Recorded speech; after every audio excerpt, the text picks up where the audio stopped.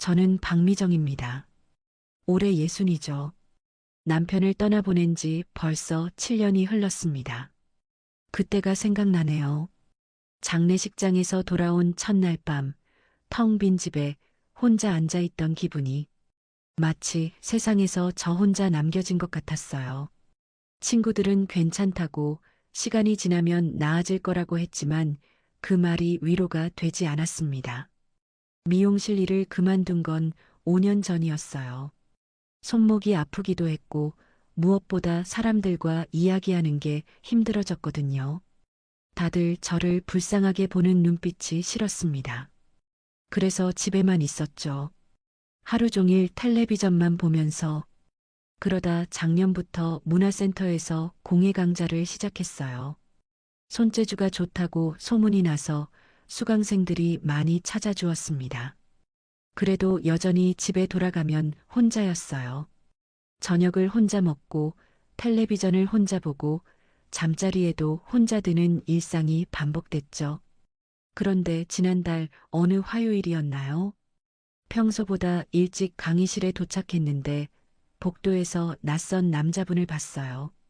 키가 크고 단정한 정장을 입고 있었는데 뭔가 품격이 있어 보였습니다. 나이는 저보다 조금 많아 보였지만 자세가 곱고 걸음걸이도 안정적이었어요. 강의실 문 앞에서 머뭇거리더니 저를 보고 정중하게 인사했습니다. 혹시 여기서 공예 수업을 하나요? 목소리가 참 좋았어요. 차분하고 따뜻했습니다. 네, 맞습니다. 처음 오시는 건가요? 그렇습니다. 최상우라고 합니다. 새로 신청했는데요. 그때 저도 모르게 가슴이 조금 두근거렸어요. 이런 기분이 언제 이후인지. 아마 남편과 처음 만났을 때 이후 처음인 것 같았습니다. 수업이 시작되고 최상우 씨를 보니 참 열심히 하더라고요. 손이 서툴렀지만 집중력이 남달랐어요. 다른 수강생들이 잡담을 할 때도 묵묵히 작업에만 몰두했습니다. 중간에 막히는 부분이 있으면 조용히 손을 들어 질문했죠. 선생님, 이 부분을 어떻게 연결해야 할까요? 저는 최상우 씨 옆으로 가서 직접 보여드렸어요. 그때 은은한 향수 냄새가 났습니다. 너무 진하지도 너무 연하지도 않은 그런 향이었어요. 정말 오랜만에 남자의 향을 맡아본 것 같았습니다. 첫 수업이 끝나고 나서 최상우 씨가 다가왔어요. 선생님 덕분에 즐거운 시간이었습니다. 다음 주에 또 뵙겠습니다. 그리고는 깍듯하게 인사를 하고 나갔죠. 그 모습이 참 인상적이었어요. 요즘 젊은 사람들도 이렇게 예의 바르지 않은데 나이 드신 분이 이렇게 정중하니까 마음이 좋았습니다. 그날 밤 집에 돌아와서도 계속 최상우 씨 생각이 났어요. 혼자 저녁을 먹으면서도 텔레비전을 보면서도 자꾸 그 사람이 떠올랐습니다. 내가 이 나이에 다시 가슴이 뛸 줄이야. 정말 상상도 못했어요. 거울을 보니 얼굴에 미소가 지어져 있더라고요. 언제 이후로 이렇게 웃어본 건지 갑자기 옷장을 열어보고 싶어졌어요. 다음 수업 때 뭘 입고 갈지 생각하면서 말이죠. 두 번째 수업 때는 더 신경을 썼습니다. 평소보다 일찍 일어나서 화장도 좀 더 정성스럽게 하고 옷도 예쁜 걸로 골라 입었어요. 문화센터에 도착하니 최상우 씨가 이미 와 있더라고요. 안녕하세요, 선생님. 네, 안녕하세요. 일찍 오셨네요. 집에서 할 일이 없어서요. 그 말을 들으니 왠지 마음이 짠했어요. 저처럼 혼자 사시나 보다 싶었거든요.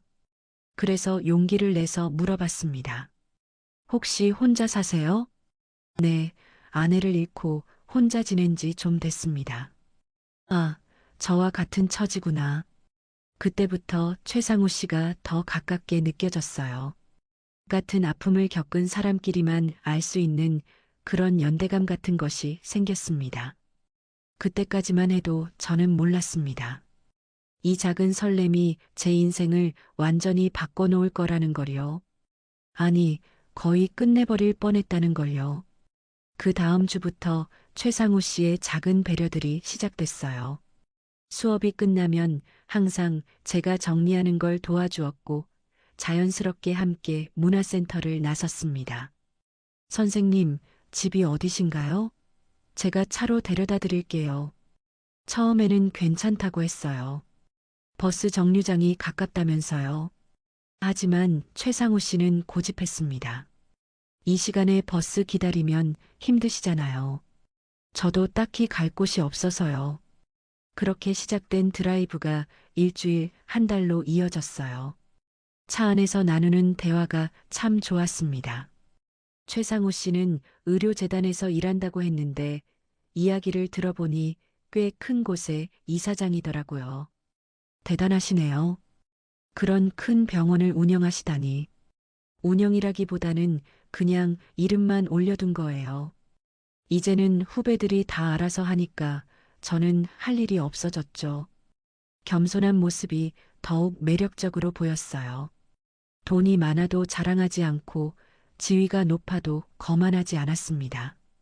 어느 날은 제가 좋아하는 커피숍 앞을 지나가게 됐어요. 저기 커피가 정말 맛있어요. 가끔 혼자 와서 마시곤 했거든요. 그러자 최상우 씨가 차를 세우더라고요.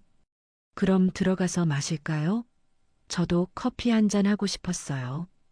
커피숍에서 마주 앉아 이야기하니 정말 오랜만에 누군가와 시간을 보내는 기분이었어요. 최상우 씨는 제 이야기를 정말 잘 들어줬습니다. 미용실에서 일했던 얘기, 남편과의 추억, 혼자 지내며 외로웠던 마음까지 많이 외로우셨겠어요. 저도 그 마음 알 것 같습니다. 최상우 씨의 눈빛이 따뜻했어요. 진심으로 공감해주는 게 느껴졌습니다. 상우 씨도 많이 힘드셨죠? 처음엔 그랬죠. 하지만 이제는 새로운 인연을 만나게 되어서 감사해요. 그때 제 얼굴이 빨갛게 달아올랐어요. 새로운 인연이라는 게 저를 말하는 건가요? 심장이 쿵쿵 뛰었습니다. 몇 주가 더 지나면서 최상우 씨는 더 적극적으로 다가왔어요. 수업이 없는 날에도 전화를 하고 가끔 집 앞까지 마중을 나왔습니다. 미정 씨, 오늘 날씨가 좋은데 드라이브라도 할까요? 상우 씨, 그러면 제가 패가 되는 거 아닌가요? 패라니요. 저야말로 미정 씨 덕분에 즐거워요. 그런 상우 씨를 보면서 점점 마음이 열렸어요. 정말 오랜만에 누군가에게 기대고 싶은 마음이 들었습니다. 그런데 운명의 날이 찾아왔어요. 그날은 비가 억수같이 내렸습니다. 수업을 마치고 나오는데 우산도 없이 나온 제가 바보 같았어요. 어떡하지? 이렇게 비가 많이 오는데. 그때 상우 씨가 자신의 우산을 펼쳐들고 다가왔습니다. 미정 씨, 제 우산으로 함께 갑시다. 좁은 우산 아래서 어깨를 맞대고 걷는데 마음이 이상했어요. 10대 소녀처럼 설레었습니다. 주차장으로 가는 길에 물이 많이 고여 있었어요. 조심스럽게 걸었는데도 순간 발이 미끄러졌습니다. 아, 그 순간 상우 씨의 강한 팔이 저를 붙잡았어요. 꽉 안겨서 넘어지지 않았지만 저희 둘 다 비에 많이 젖었습니다. 괜찮으세요? 상우 씨가 걱정스럽게 물었어요. 젖은 머리에서 물방울이 떨어지고 있었지만 저만 챙기고 있었습니다. 죄송해요. 제가 조심하지 못해서. 뭐요? 다치지 않아서 다행이에요. 그리고는 자신의 재킷을 벗어서 제 어깨에 걸쳐 주었습니다. 감기 들면 안 되니까 이거라도 걸치세요. 그 따뜻함이 어깨가 아니라 가슴 깊숙이 스며들었어요. 언제 이후로 이렇게 누군가의 보호를 받아본 건지 눈물이 날 것 같았습니다. 차 안에서 히터를 틀고 가는데 상우 씨가 말했어요. 미정 씨, 네, 저와 결혼해 주시겠어요? 갑작스러운 청혼에 말문이 막혔어요. 심장이 터질 것 같았습니다. 상우 씨, 갑자기 이런 말씀을 하시면 갑작스럽죠? 하지만 저는 확신해요. 미정 씨와 함께라면 남은 인생이 행복할 것 같아요. 창밖의 빗소리가 더 크게 들렸어요. 아니면 제 심장 소리였을까요? 저도 상우 씨와 함께 있으면 마음이 편해요. 오랜만에 누군가에게 기댈 수 있을 것 같고요. 그럼, 네, 좋습니다. 그렇게 저는 두 번째 결혼을 결심했어요. 이제는 외롭지 않겠다는 안도감이 컸습니다. 상우 씨 같은 좋은 사람을 다시 만날 수 있을 거라고는 생각도 못 했거든요. 결혼 준비는 생각보다 간단했어요. 저희 둘 다 조용한 걸 원했고, 가족들끼리만 작은 예식을 올렸습니다. 조카 유나는 처음엔 걱정했지만 상우 씨를 만나보고는 안심하는 눈치였어요. 이모, 정말 좋은 분 같아요. 행복하세요. 드디어 혼자가 아니구나. 그런 생각에 가슴이 벅찼습니다. 결혼식을 마치고 상우의 집으로 이사한 첫날 밤이었어요. 생각보다 집이 컸습니다.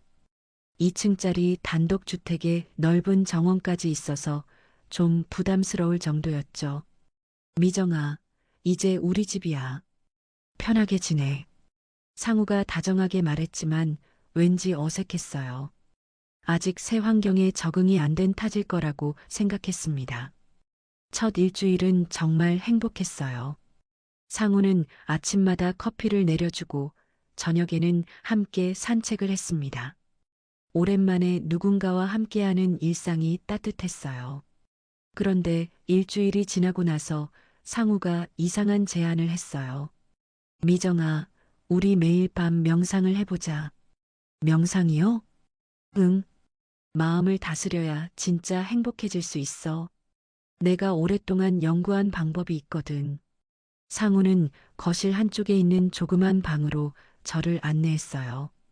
그 방은 처음 봤는데 벽면이 온통 짙은 보라색으로 칠해져 있었습니다. 바닥에는 푹신한 쿠션 2개가 놓여 있었고요. 이상한 냄새가 나네요. 향이야. 라벤더와 몇 가지 허브를 섞은 건데 마음을 편안하게 해줘. 확실히 은은한 향이 났어요. 처음엔 좋았습니다. 마음이 차분해지는 느낌이었거든요. 자, 편하게 앉아봐. 상우가 제 맞은편에 앉으면서 말했어요. 눈을 감고 내 목소리에만 집중해. 다른 건 아무것도 생각하지 말고. 처음 해보는 명상이라 어떻게 해야 할지 몰랐어요. 상우의 말대로 눈을 감고 앉아 있었죠. 깊게 숨을 쉬어. 들이마시고, 내쉬고. 상우의 목소리가 차분했어요. 정말 마음이 편안해졌습니다. 이제 내 목소리만 들어. 다른 소리들은 모두 멀어져 가고 오직 내 목소리만 선명하게 들려. 그렇게 30분 정도 앉아 있었나요?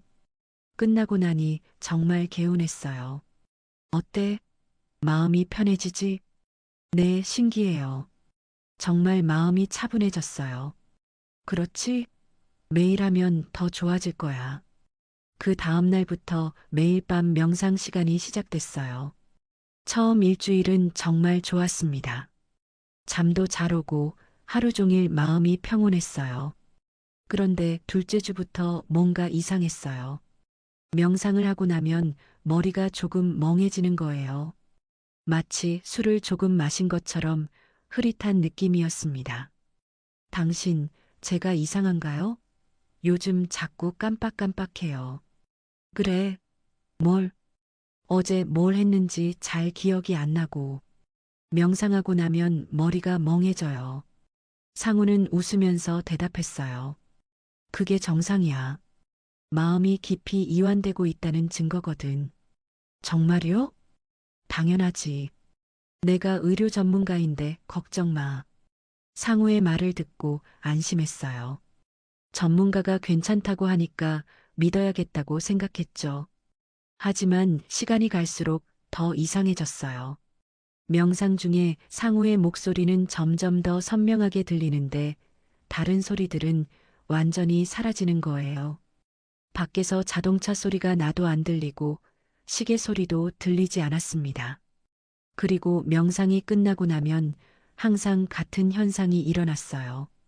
눈을 뜨면 상우가 저를 빤히 쳐다보고 있는 거예요. 마치 제가 어떤 반응을 보이는지 관찰하는 것처럼. 당신 왜 그렇게 쳐다봐요?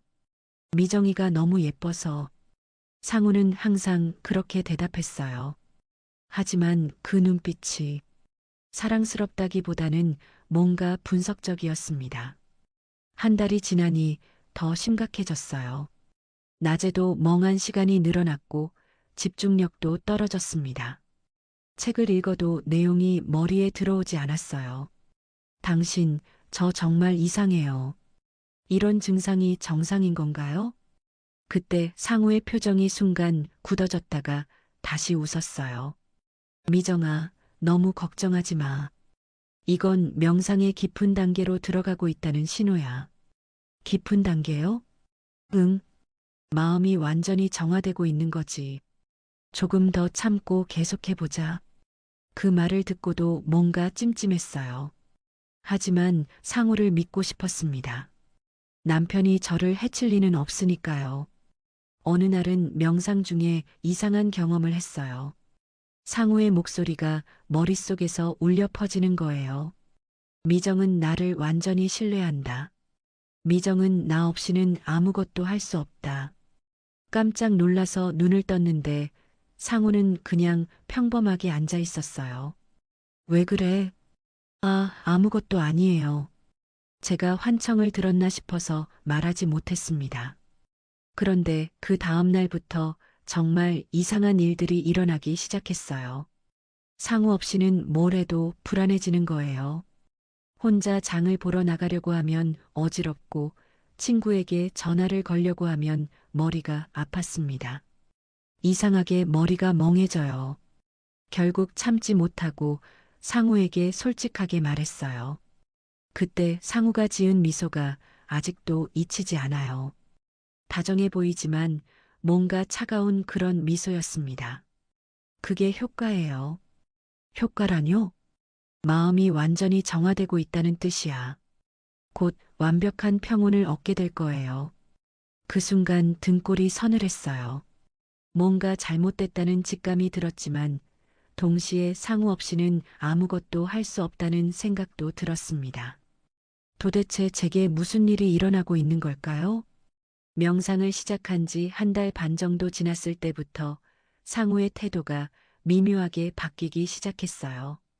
처음에는 너무 미묘해서 제가 예민한 건가 싶었습니다. 미정아, 오늘은 어디 가려고? 마트에 장을 보러 나가려던 제게 상우가 물었어요. 평범한 질문 같았지만 어조가 달랐습니다.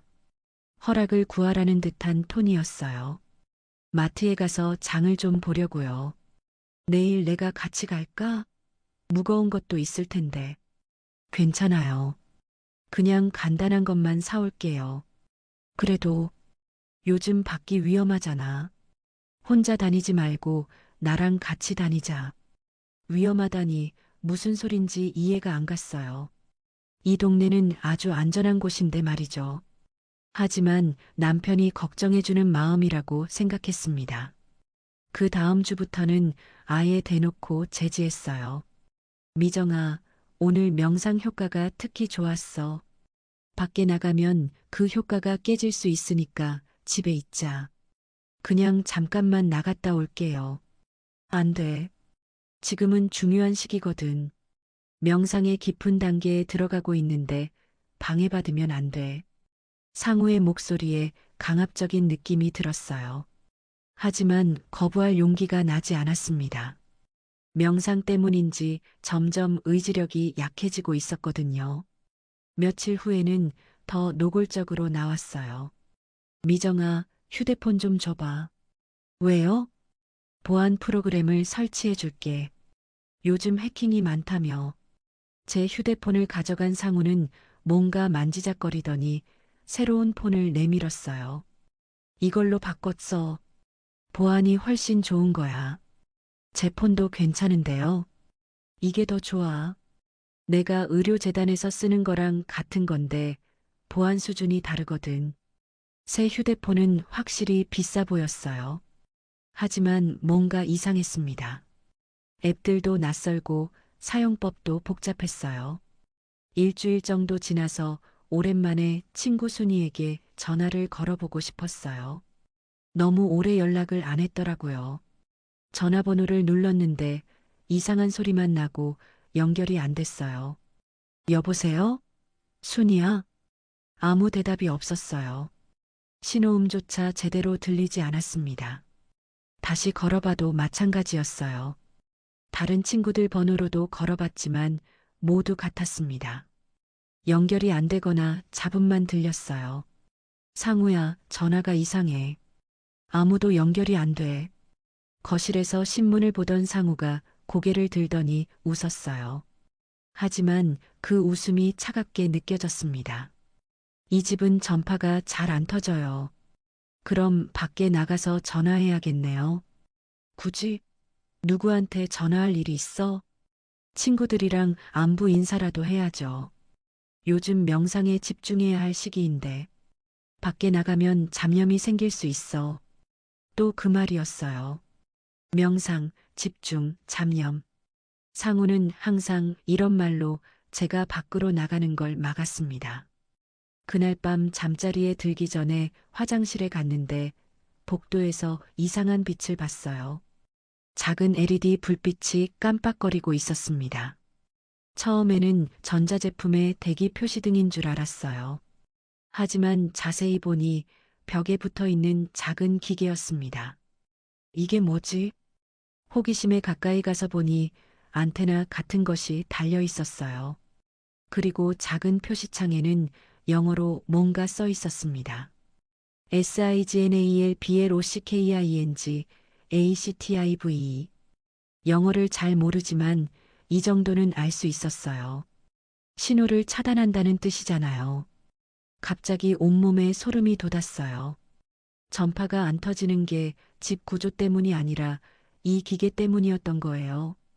급하게 다른 곳도 둘러보니 거실에도 제 방에도 비슷한 기계들이 있었습니다. 모두 깜빡거리는 불빛을 내면서 작동하고 있었어요. 저는 갇혀 있는 건가요? 말로 하니 더 실감이 났어요. 상우가 저를 가둬두고 있다는 게. 그 순간 뒤에서 목소리가 들렸어요. 미정아, 뭐해? 깜짝 놀라서 돌아보니 상우가 서 있었습니다.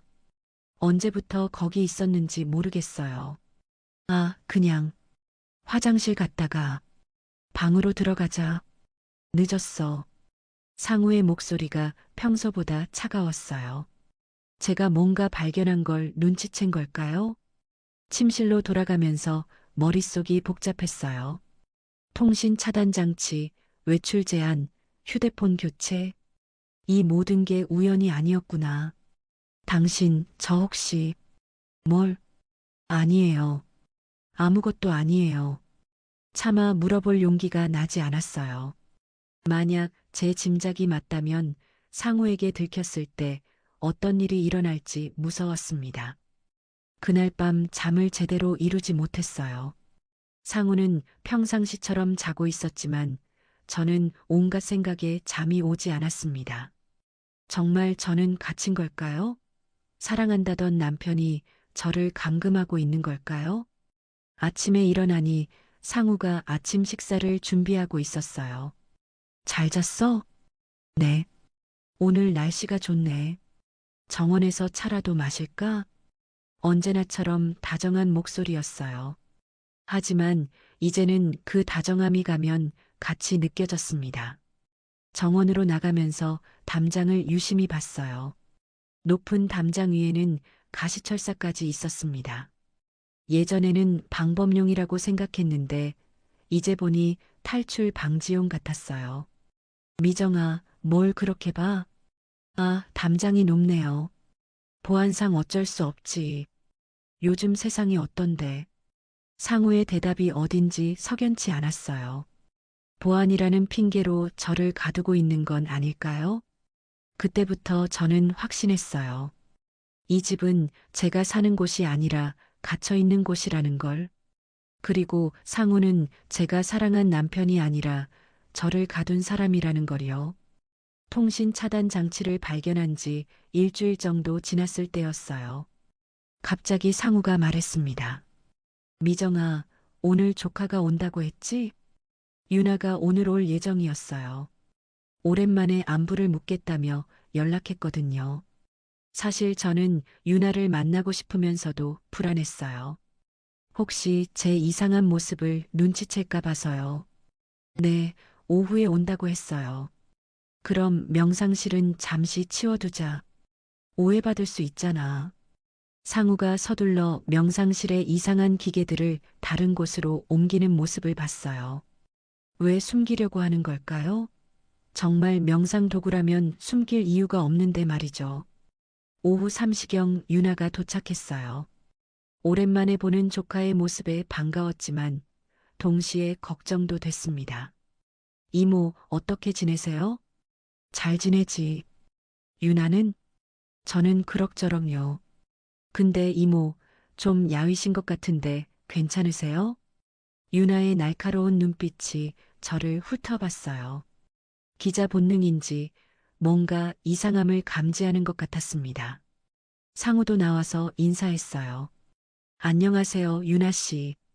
이모가 항상 자랑하시던 조카분이시죠? 네, 안녕하세요. 이모 잘 부탁드려요. 겉으로는 정중한 대화였지만 분위기가 어색했어요. 유나가 상우를 보는 눈빛이 어딘지 의심스러워 보였거든요. 차를 마시며 이야기하는데 유나가 계속 집안을 둘러봤어요. 이모, 집이 정말 크네요. 근데 공기가 좀 답답한 것 같은데요?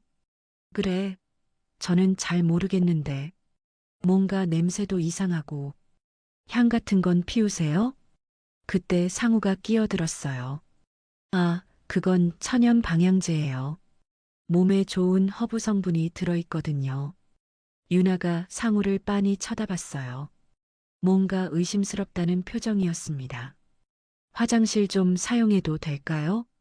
그럼요, 2층에 있어요.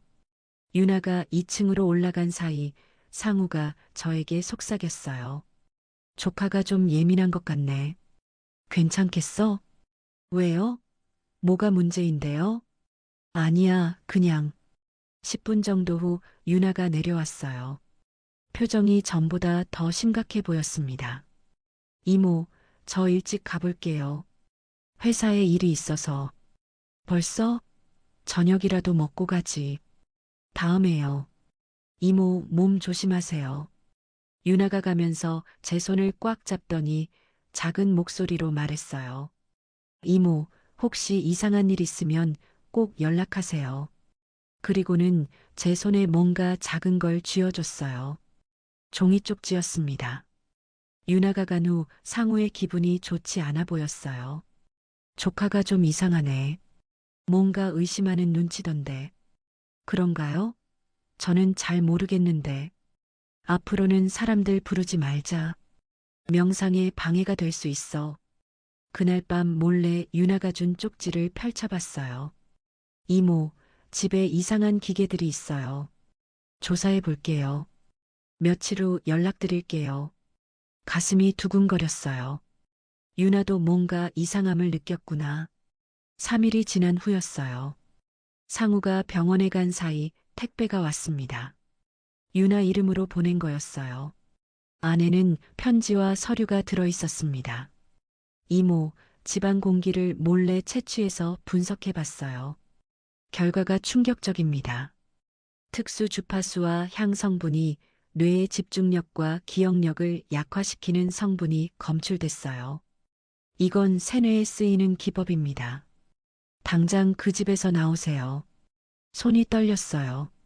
제가 느낀 멍함과 기억력 저하가 모두 이것 때문이었구나. 더 충격적인 건 다음 내용이었어요. 이모 남편에 대해 조사해 봤는데 과거에 부인이 3명 더 있었어요. 모두 의문사했고 사인은 알 수 없는 뇌 손상이었습니다. 지금 당장 경찰에 신고하겠어요. 3명의 부인이 더 있었다고? 그것도 모두 죽었다고? 그때 상우가 돌아올 시간이 다가왔어요. 급하게 편지와 서류를 숨겼습니다. 하지만 상우 눈에는 제가 뭔가 다르게 보였나 봐요. 미정아, 무슨 일 있어? 아니에요, 아무것도. 표정이 이상한데? 혹시 누가 왔었어? 아니요, 아무도. 상우가 의심스럽다는 듯이 저를 쳐다봤어요. 그리고는 집안을 둘러보기 시작했습니다. 그날 밤 명상 시간에 상우가 말했어요. 오늘은 좀 더 깊은 명상을 해보자. 평소보다 향이 더 진했어요. 머리가 심하게 어지러웠습니다. 미정은 아무것도 기억하지 않는다.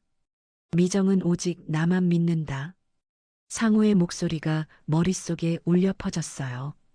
이제는 환청이 아니라는 걸 알았습니다. 정말로 저를 세뇌하고 있었던 거예요. 명상이 끝나고 상우가 화장실에 간 사이 저는 평소에 들어가지 못했던 서재로 갔어요. 문이 잠겨 있었지만 다행히 열쇠가 근처에 있었습니다. 서재 안에는 컴퓨터와 서류들이 가득했어요. 책상 위에 놓인 폴더를 열어봤는데 그 안에서 끔찍한 것들을 발견했습니다. 첫 번째 폴더에는 연구대상 1호 마이너스 김영이라고 적혀 있었어요. 안에는 여자의 사진과 함께 날짜별 기록들이 있었습니다. 첫째 날 마이너스 명상 훈련 시작. 반응 양호. 한 달 후 마이너스 기억력 저하 시작. 의존도 증가. 약 3달 후 마이너스 완전한 수능 상태. 실험 성공. 약 4달 후 마이너스 뇌 손상 발생. 실험 종료. 두 번째, 세 번째 폴더도 마찬가지였어요. 모두 비슷한 과정을 거쳐 죽었다고 적혀 있었습니다. 그리고 마지막 폴더에는 연구대상 4호 마이너스 박미정이라고 적혀 있었어요. 폴더를 열어보니 제가 자는 모습을 찍은 사진들이 가득했어요. 언제 찍은 건지도 모르겠는 사진들이었습니다. 그리고 메모가 있었어요. 미정 마이너스 저항 강함, 노출 강도 증가 필요, 조카의 방문으로 의심 시작, 조치 필요. 저는 네 번째 실험 대상이었어요. 앞에 세 여자처럼 죽을 예정이었던 거죠. 그 순간 뒤에서 박수 소리가 들렸어요.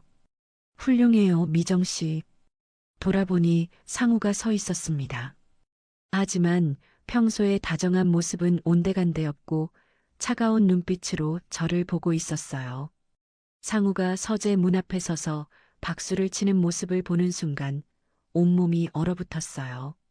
평소의 다정한 미소는 온데간데 없고 마치 실험실에서 쥐를 관찰하는 과학자 같은 차가운 눈빛이었습니다. 언제부터 거기 있었어요? 제 목소리가 떨리고 있었어요. 손에는 아직 그 끔찍한 폴더가 들려 있었고요. 처음부터요. 당신이 서재에 들어오는 걸 다 봤어요. 상우가 천천히 다가오면서 말했어요. 걸음걸이조차 평소와 달랐습니다. 더 이상 다정한 남편이 아니라 냉혹한 무언가였어요. 그럼 왜 막지 않았어요? 궁금했거든요. 당신이 진실을 알게 되면 어떤 반응을 보일지. 그 말을 들으니 소름이 돋았어요. 제가 공포에 떠는 모습조차 관찰 대상이었던 거예요. 이게 다 뭐예요? 3명의 여자들이 죽었다는 게 사실인가요? 사실이죠. 다만 죽었다는 표현은 부정확해요. 실험이 종료된 거예요. 실험이 종료됐다고? 사람의 목숨을 실험 종료라고 표현하다니. 이 사람이 정말 제가 알던 상우가 맞나요? 당신 미쳤어요? 사람을 실험 대상으로? 미쳤다고요? 상우가 웃었어요.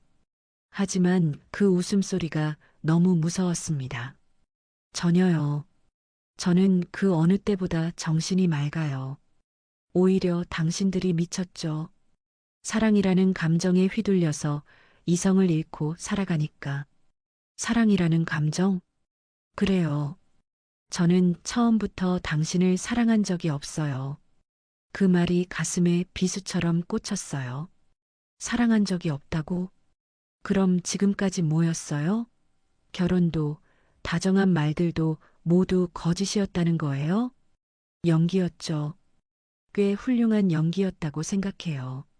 당신이 완전히 속아 넘어왔으니까.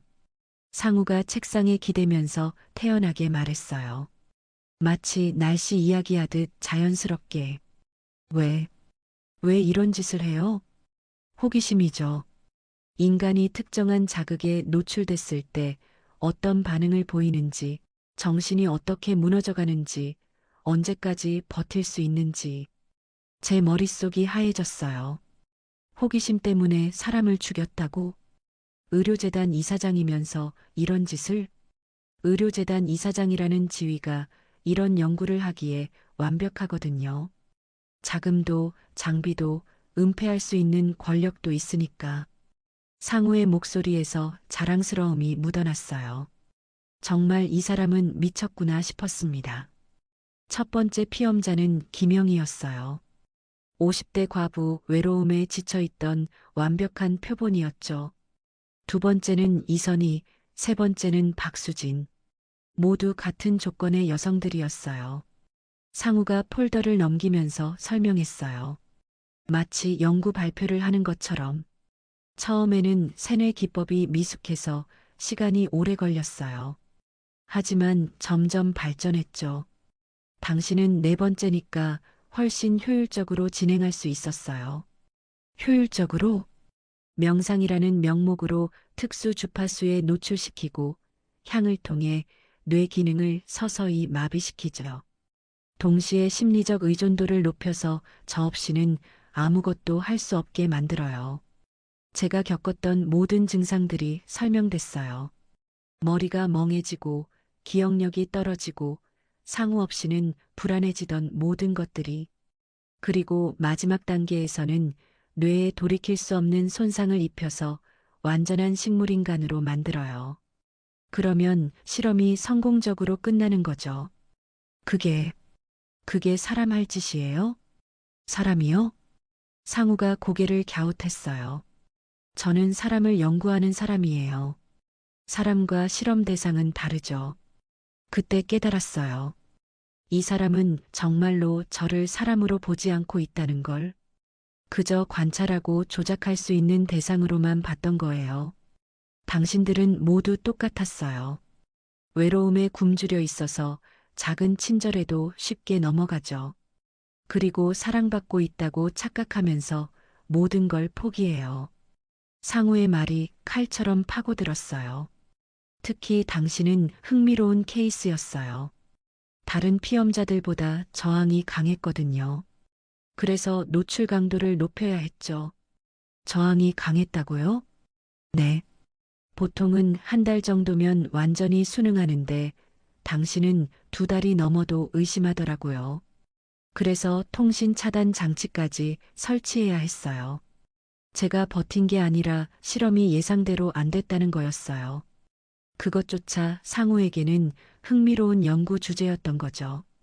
조카가 방문한 것도 변수였어요. 예상 밖이었죠. 하지만 괜찮아요. 오히려 더 흥미로워졌어요. 유나는 어떻게 할 거예요? 글쎄요. 필요하다면 처리해야겠죠. 처리라는 단어가 무슨 뜻인지 너무 잘 알았어요. 유나도 위험에 빠뜨린 건 저였구나. 당신 정말 악마예요. 악마라니요. 저는 그저 과학자예요. 인간의 정신이 어떻게 작동하는지 알고 싶을 뿐이에요. 상우의 눈빛을 보니 정말로 그렇게 믿고 있는 것 같았어요. 자신이 하는 일이 연구라고, 과학이라고 진심으로 생각하고 있었습니다. 사랑이 아니야. 인체가 특정 자극에 어떻게 반응하는지 연구한 것뿐이지. 당신도 실험 중이야. 그 말을 들으니 지금까지의 모든 기억이 무너져 내렸어요. 따뜻했던 순간들, 행복했던 시간들, 모든 게 거짓이었다는 게. 이 사람의 눈에는 애정이 아닌 집착과 실험자의 호기심만이 남아 있었어요. 상우의 고백을 듣고 나니 다리에 힘이 풀렸어요. 벽에 기대서야 겨우 서 있을 수 있었습니다. 모든 게 거짓이었다는 사실이 믿어지지 않았어요. 이제 알았으니까 다시 명상실로 가죠. 오늘부터는 강도를 더 높여야겠어요. 상우가 제 팔을 잡으려고 했어요. 그 순간 온몸에 전율이 흘렀습니다. 이대로 끌려가면 정말 죽는구나. 싫어요. 처음으로 상우에게 대들었어요. 그동안 억눌렸던 분노가 폭발했습니다. 싫다고요? 미정 씨, 이미 늦었어요. 당신의 뇌는 이미 상당 부분 손상됐거든요. 그래도 싫어요. 더 이상 당신 실험 대상이 되고 싶지 않아요. 상우의 얼굴이 일그러졌어요. 처음으로 화난 표정을 보였습니다. 선택권이 있다고 생각해요? 당신은 이미 제 통제하에 있어요. 그때 갑자기 현관문을 두드리는 소리가 들렸어요. 밤 11시가 넘은 시간인데 누가 올까요? 미정 이모, 이모, 유나의 목소리였어요. 하지만 혼자가 아니었습니다. 여러 명의 목소리가 들렸어요. 상우의 얼굴이 창백해졌어요. 경찰에 신고했구나. 유나야, 여기 있어. 저는 목이 터져라 소리쳤어요. 상우가 제 입을 막으려 했지만 이미 늦었습니다. 문 열어주세요. 경찰입니다. 정말 경찰이 온 거예요. 유나가 신고했구나. 상우가 당황해하는 사이 저는 서재에서 뛰어나와 현관으로 달려갔어요. 문을 열자 유나와 경찰, 그리고 여성단체 사람들이 서 있었습니다. 이모, 괜찮으세요? 유나가 저를 꽉 안았어요. 그제야 안전하다는 생각이 들면서 눈물이 쏟아졌습니다. 유나야, 정말 무서웠어. 이제 괜찮아요. 이모, 이제 안전해요. 경찰이 집 안으로 들어가더니 상우를 체포했어요. 최상우 씨, 살인 및 감금 혐의로 체포합니다. 상우는 끝까지 저항했어요. 이건 오해입니다. 저는 연구를 한 것뿐이에요. 연구라고 하시면서 사람을 죽였잖아요. 죽인 게 아니라 실험이 종료된 거예요. 다르죠. 끝까지 자신의 행동을 정당화하려는 모습이 소름 끼쳤어요. 그날 밤 저는 유나와 함께 병원에 갔어요. 정밀 검사를 받아보니 정말로 뇌에 손상이 있다고 했습니다. 다행히 초기 단계라 회복 가능합니다. 하지만 치료에 시간이 걸릴 거예요. 의사 선생님의 말을 듣고 안도했어요. 조금만 늦었어도 정말 돌이킬 수 없었겠구나. 이틀 후 여성단체에서 기자회견을 열어주었어요. 처음에는 망설였지만 다른 피해자가 생기는 걸 막기 위해서라도 말해야겠다고 생각했습니다. 기자회견장에 들어서니 정말 많은 기자들이 와 있었어요. 카메라 플래시가 터지고 질문이 쏟아졌지만 저는 준비한 말을 차근차근 했어요. 저는 박미정입니다. 최상우의 네 번째 피해자입니다. 목소리가 떨렸지만 참고 계속 말했어요. 저는 네 번째 희생자가 될 뻔했습니다. 그 말을 하자 기자들이 웅성거렸어요. 네 번째라는 말에 모두 충격을 받은 것 같았습니다. 처음엔 정말 사랑받고 있다고 생각했어요. 7년 동안 혼자 살다가 만난 다정한 남편이었거든요. 눈물이 흘렀지만 참고 말을 이었어요. 하지만 그 모든 게 거짓이었어요. 저는 그 사람에게 사랑받은 게 아니라 실험당한 거였어요. 어떤 실험이었나요? 기자가 질문했어요. 명상이라는 명목으로 세뇌 장치에 노출시켜서 점점 정신을 망가뜨리는 거였어요. 그리고 마지막에는 뇌사 상태로 만들어서 죽이는 거였고요. 회견장이 조용해졌어요. 모두 충격을 받은 것 같았습니다. 제가 이렇게 말씀드리는 건 더 이상 이런 일이 일어나면 안 되기 때문입니다. 외로운 여성들을 노리는 이런 범죄자들이 있다는 걸 알려드리고 싶어요. 기자회견 이후 사회적으로 큰 파장이 일었어요. 연일 뉴스에서 이 사건을 다뤘고 사람들은 분노했습니다. 의료재단 이사장이 이런 짓을 하다니. 외로운 여성들을 노린 계획적 범죄다. 사형에 처해야 한다. 댓글마다 분노의 목소리가 가득했어요. 검찰에서도 본격적인 수사에 착수했어요. 상우의 집을 압수수색한 결과 정말 많은 증거들이 나왔습니다.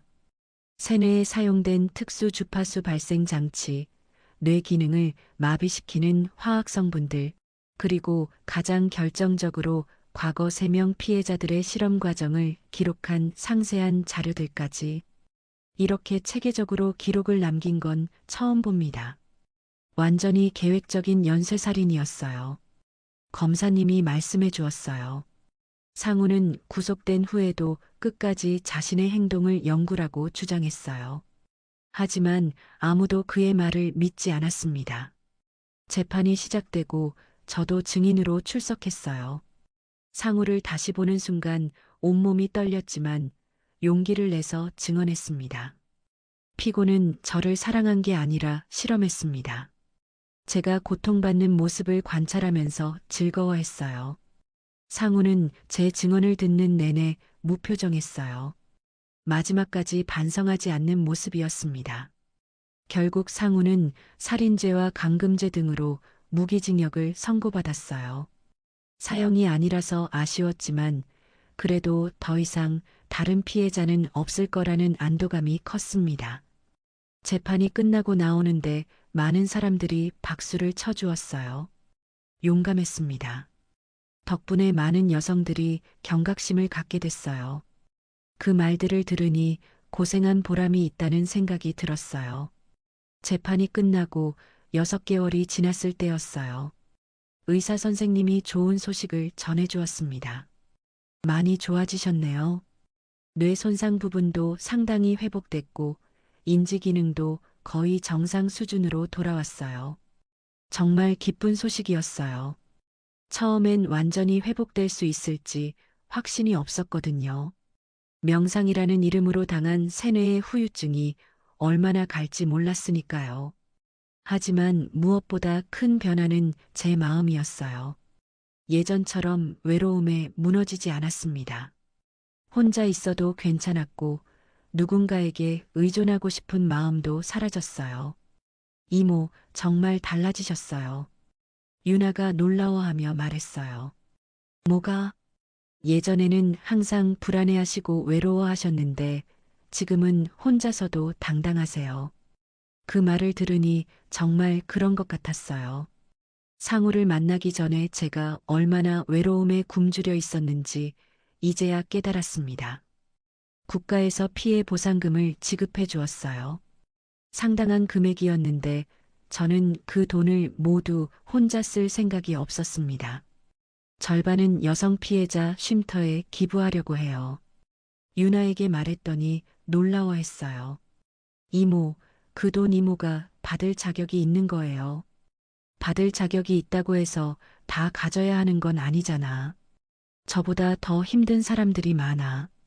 쉼터 기부금 전달식에 참석했을 때 그곳에서 지내는 여성들을 만났어요.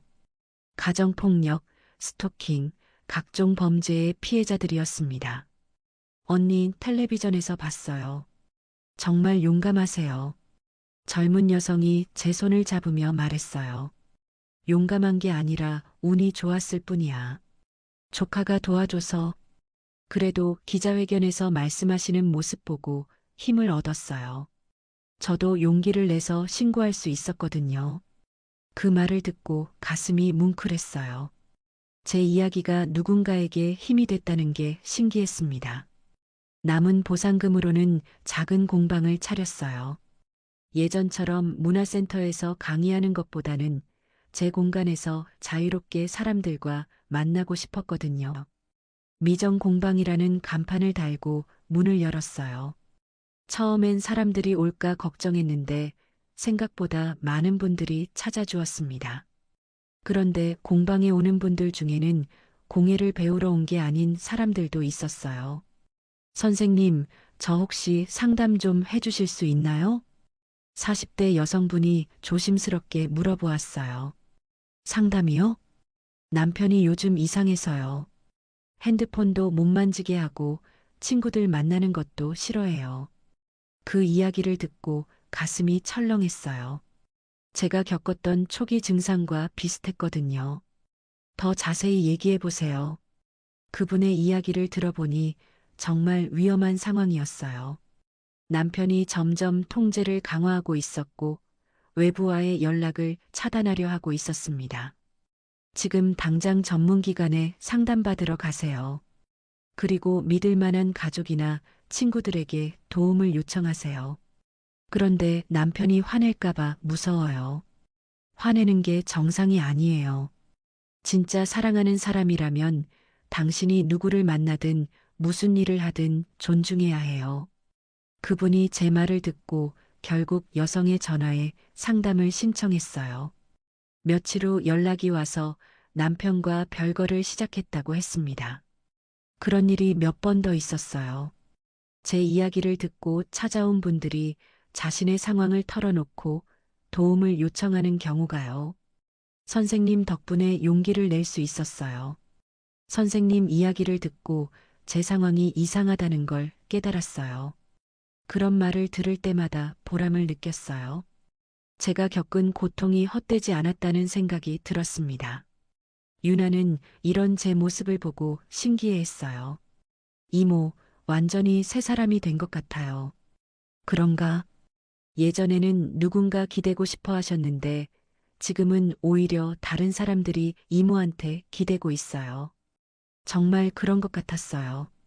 예전에 저는 항상 외로워하고 누군가의 관심과 사랑을 갈구했습니다. 하지만 지금은 달랐어요. 공방에서 수업을 하면서도 자주 말했어요. 누구도 당신 삶을 대신 정할 수 없어요. 이 말이 저의 좌우명이 되었습니다. 상우가 제 삶을 통제하려 했을 때 저는 그게 잘못된 거라는 걸 몰랐어요. 사랑받고 있다고 착각했죠. 하지만 이제는 확실히 알아요. 진짜 사랑은 상대방을 통제하는 게 아니라 존중하는 거라는 걸. 어느 날 공방에 특별한 손님이 찾아왔어요. 상우의 첫 번째 피해자였던 김영희 씨의 언니분이었습니다. 제 동생이 당한 일을 뒤늦게 알게 됐어요. 선생님 덕분에 진실이 밝혀진 거잖아요. 그분의 눈에는 눈물이 고여 있었어요. 동생이 죽기 전에 이상한 말을 했었어요. 남편이 자꾸 명상을 시킨다고, 머리가 이상하다고. 그때 제가 진지하게 들었어야 했는데, 그때는 몰랐을 거예요. 저도 당하고 있으면서도 한참 동안 몰랐거든요. 선생님이 용기 내주신 덕분에 동생도 억울함을 풀 수 있었어요. 정말 고맙습니다. 그분이 절까지 하시는 걸 보고 마음이 아팠어요. 동시에 제가 한 일이 정말 의미 있었다는 걸 느꼈습니다. 지금 저는 매일 아침 거울을 보면서 다짐해요. 오늘도 내 인생의 주인공으로 살자. 더 이상 누군가의 시선을 의식하지 않아요. 외로워도 괜찮고 혼자여도 괜찮습니다.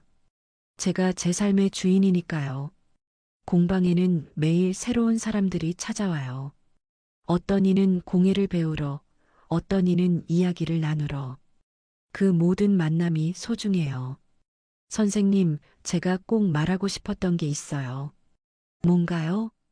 선생님을 보면서 느끼는 건데, 진짜 강한 사람은 다른 사람을 지배하는 사람이 아니라 자기 자신을 지키는 사람인 것 같아요. 그 말을 듣고 웃음이 나왔어요. 정말 그런 것 같았거든요.